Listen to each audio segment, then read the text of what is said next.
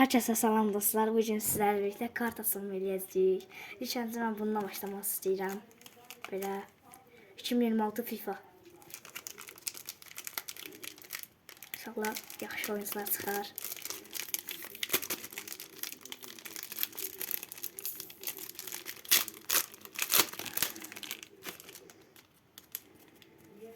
Bir bu qalası Haaland, Griezmann, Vinicius Junior, Pikuta, yine bu qalası, yine Haaland, bir Darwin Nunes. İndi isə bıraçaq.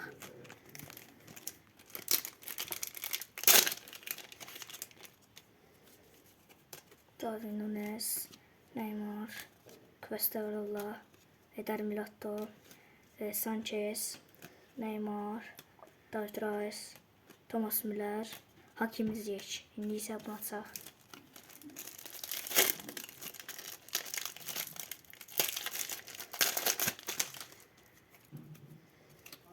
Dembele, Mbappe, Odegaard, Musiala, Harry Kane, Messi, Griezmann. İndi isə bıraçaq son qalanı. Morata, Gakpo, Felix, Kovacic, Bastoni, Kevin De Bruyne, Memphis Depay, Rodrigo Evester.